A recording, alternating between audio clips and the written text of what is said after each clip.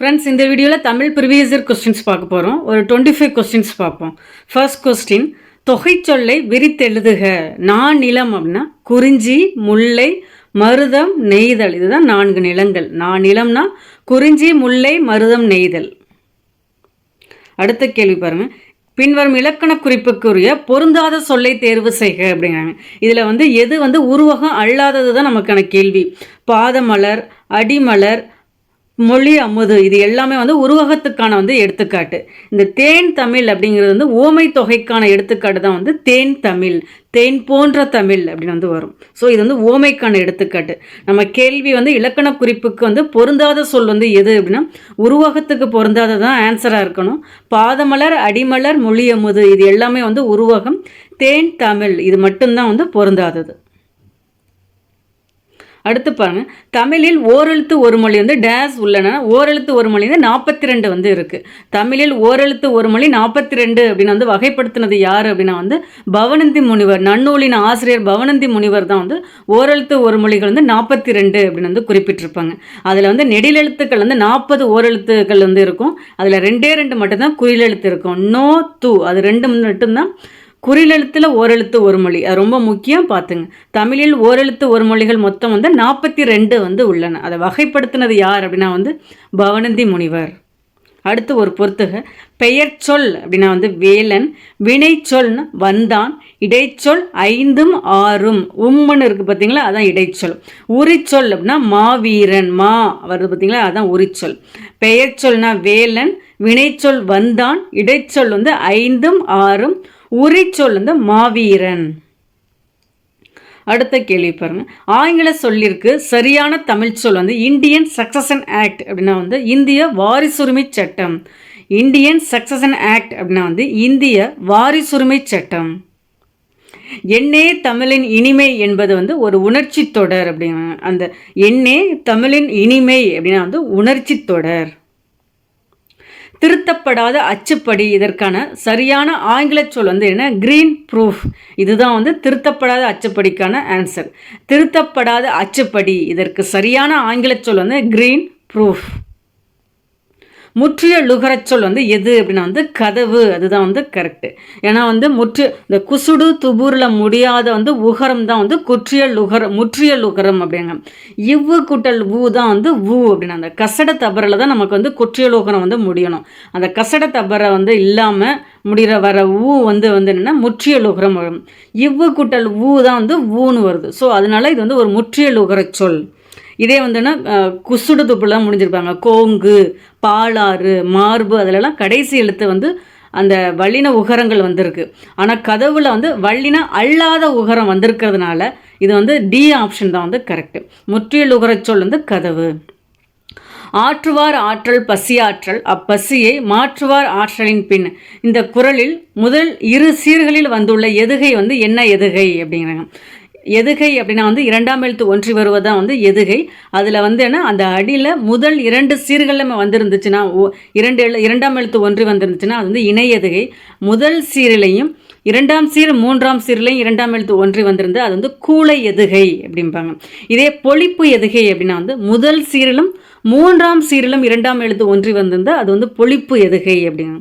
ஒரு ஊ எதுகை அப்படின்னா முதல் சீரிலும் 4ஆம் சீரிலும் 2ஆம் எழுத்து ஒன்றி வந்தால் அது ஒரு ஊ எதுகை. நமக்கு என்ன கேட்டிருக்காங்க?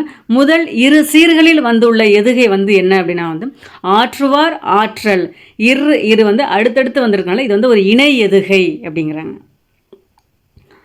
கூளைனா 1 2 3 சீர்களை 2ஆம் எழுத்து, பொழிப்புனா 1 3 அந்த நம்பர் மட்டும் நோட் பண்ணிக்கோங்க. ஒரு ஊ அப்படின்னா 1 4 அந்த சீர்களில் 2ஆம் எழுத்து ஒன்றி வரணும்.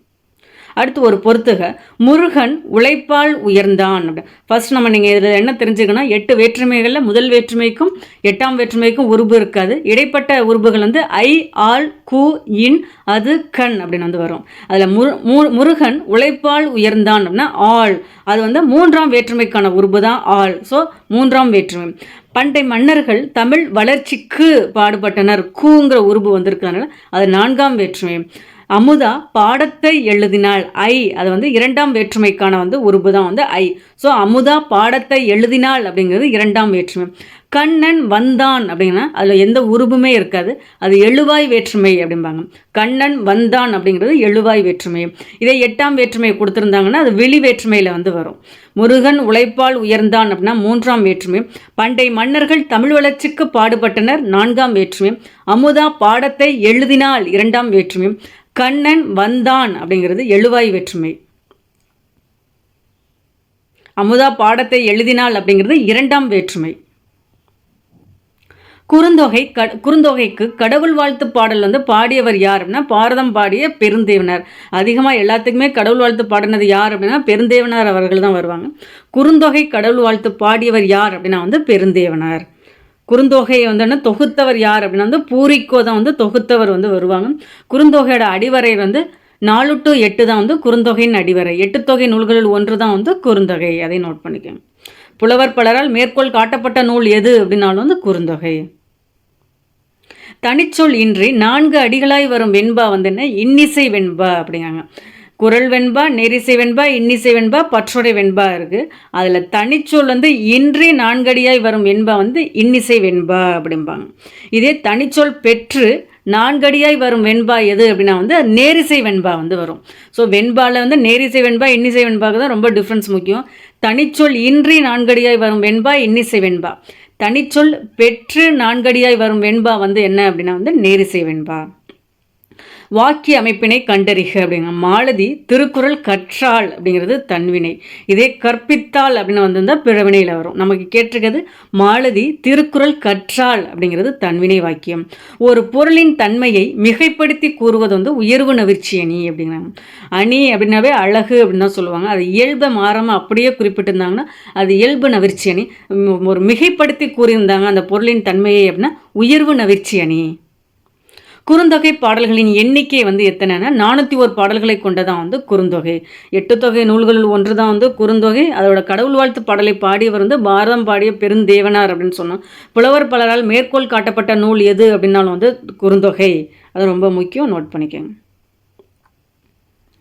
ஒளி வேறுபாடு அறிந்து சரியான பொருளை எழுதுக அப்படிங்க. ஃபர்ஸ்ட் வாழை அப்படின்னா வந்து இளம்பெண் அப்படிங்க.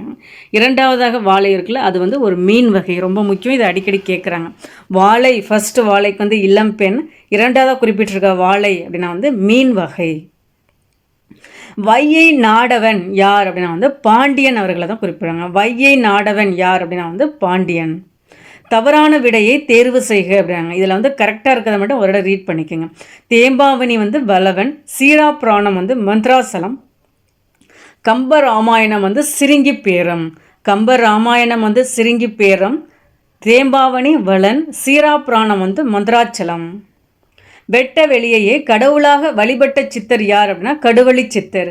வெட்ட வெளியையே கடவுளாக வழிபட்ட சித்தர் வந்து கடுவழி சித்தர். 500 தொகுப்பித்தவர் யார் அப்படின்னா யானை கட்சி மாந்தரஞ்சேரல் இரும்பறை வருவாங்க. இதே தொகுத்தவர் அப்படின்னா வந்து புலத்துறை முற்றிய கூடலூர் கிளார் தான் வந்து தொகுத்திருப்பாங்க. நமக்கு கேள்வி வந்து தொகுப்பித்தவர் அண்டர்லைன் பண்ணிக்கோங்க. ஏன்னா அதுக்கு சம்மந்தமான 2 பேருமே குறிப்பிட்டிருக்காங்க. அதனால யானை கட்சி மாந்தரஞ்சேரல் இரும்புறை தான் தொகுப்பித்தவர். 500 அதோட அடிவரை வந்து 3 to 6 தான் 500 அடிவரை. அதை தொகுத்தவர் வந்து என்ன புலத்துறை முற்றிய கூடலூர் கிளார். தொகுப்பித்தவர் வந்து யானை கட்சி மாந்தரஞ்சேரல் இரும்புறை. பக்தி சுவை நனி சொட்ட சொட்ட பாடிய கவி வளவ என மகாவித்வான் மீனாட்சி சுந்தரனாரால் பாராட்டப்பட்டவர் யார் அப்படின்னா வந்து சேக்கிலார். இதே வந்து என்ன மகாவித்வான் மீனாட்சி சுந்தரனார் வந்து பாராட்டியவர் யாருன்னு கேட்டிருக்காங்க. பாராட்டப்பட்டவர் வந்து சேக்கிலார். சேக்கிலாரை பாராட்டியவர் யார் அப்படிங்கிற கேள்வி கூட வைப்பாங்க, பார்த்துங்க. பக்தி சுவை நனி சொட்ட சொட்ட பாடிய கவி வளவ என மகாவித்வான் மீனாட்சி சுந்தரனாரால் பாராட்டப்பட்டவர் யார் அப்படின்னா வந்து சேக்கிலார். ஒன்றே குலம் ஒருவனே தேவன் என பாடியவர் யார் அப்படின்னா வந்து திருமூலர். இதே கொஸ்டினில் ஒரே கொஸ்டின் பேப்பரில் 2 கொஸ்டின் வந்து திருப்பி இடம்பெற்றிருக்கு பாருங்கள். நேற்று பார்த்த கேள்வியில் வந்து ஒரே கொஸ்டின் தான் பார்த்துருக்கோம். அதிலே இந்த கேள்வி இடம்பெற்றிருந்துச்சு. ஒன்றே குலம் ஒருவனே தேவன் என்றவர் யார் அப்படின்னா வந்து திருமூலர். உடம்பார் அழின் உயிரார் அழியார், அதுவும் திருமூலர் அவர்கள் தான் வருவாங்க.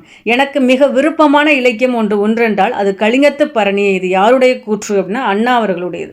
எனக்கு மிக விருப்பமான இலக்கியம் ஒன்று உண்டென்றால் அது கலிங்கத்து பரணியை என்று யார் கூற்று அப்படின்னா அறிஞர் அண்ணா அவர்கள்.